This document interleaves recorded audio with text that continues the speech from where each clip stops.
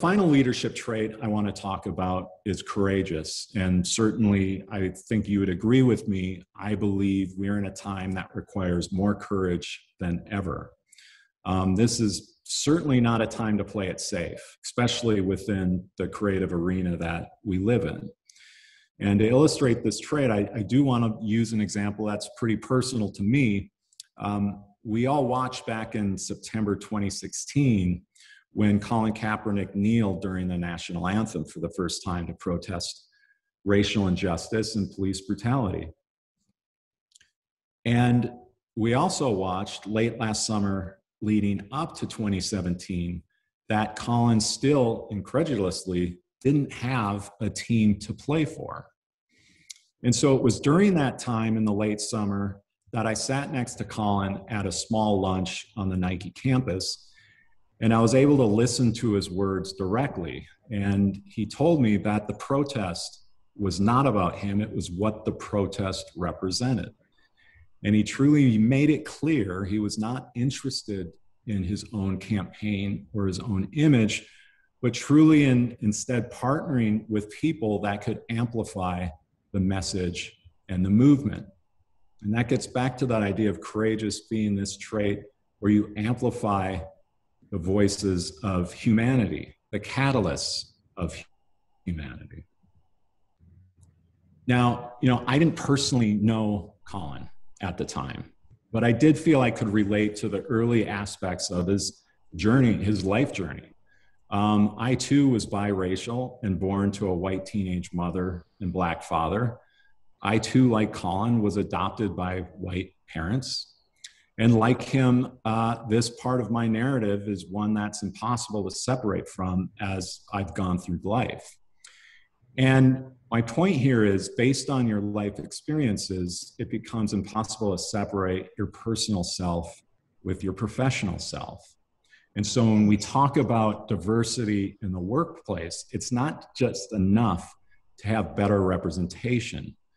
This is a moment where you can't ask a Black or brown person to not bring their life experience into the work. And I think some of the best movements that you've seen over this past year is where not only have people been represented, but they've been allowed to put themselves into the work and live it. And so to continue on this, let's go back to Colin. So fast forward to the fall of 2019. I go to my friend's studio in New York City, the legendary photographer and humanitarian Platon.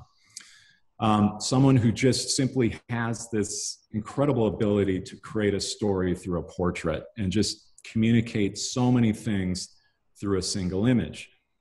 And during that visit, Platon, he informed me that he was donating his photography of African-American leaders who were civil rights champions to the Smithsonian's African-American History Museum. And it was an impressive list of cultural leaders over the past 60, 70 years. And from anybody from Harry Belafonte to Muhammad Ali and Barack Obama. And I had first worked with Platon on a campaign for the World Cup in Rio, where I had experienced firsthand, his ability to take a simple business brief and really turn it into something that expressed a higher purpose.